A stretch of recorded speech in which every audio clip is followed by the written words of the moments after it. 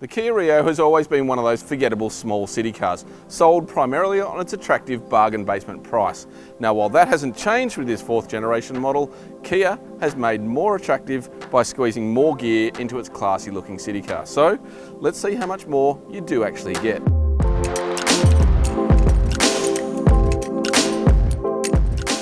Like its predecessor, the Rio is available in 3 model grades, S, SI and SLI, with prices starting at $16,990 plus on-road costs for the entry-level model with a 6-speed manual transmission. The 4-speed automatic, which is the only gearbox offered on the SI and SLI models, costs an additional $2,100 on the S.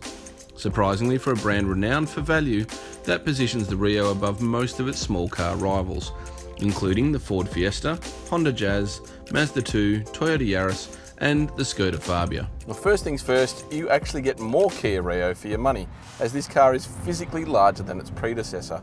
And while the exterior dimensions may only be small, it's actually here in the cabin where you feel it. It does get more equipment than before, with all variants now fitted with a colour 7-inch touchscreen that has a reverse camera, digital radio and smartphone mirroring. It is also a smarter car to look at. It's got good proportions and looks, from some angles, like a scaled down Audi A3. Well, like all Kias, the Rio has also come in for a local suspension tuning program, and it really shows in the way that it drives. The steering is nicely weighted with a really natural feel across the ratio, and while the suspension is a little on the firm side, it rides the bumps really well. The engine is a carryover 1.4 litre 4-cylinder naturally aspirated unit that has slightly less power and torque than before, as Kia concentrated on reducing its fuel consumption. It now produces 74 kilowatts of power and 133 newton meters of torque, down 5 kilowatts and 1 newton meter respectively, while its claimed average fuel consumption improves marginally to 6.2 litres per 100 k's when fitted with the automatic.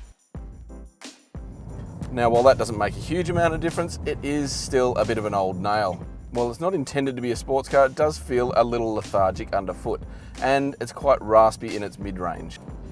A key element to probably why it feels a bit lethargic around town is that it has an antiquated 4-speed automatic transmission.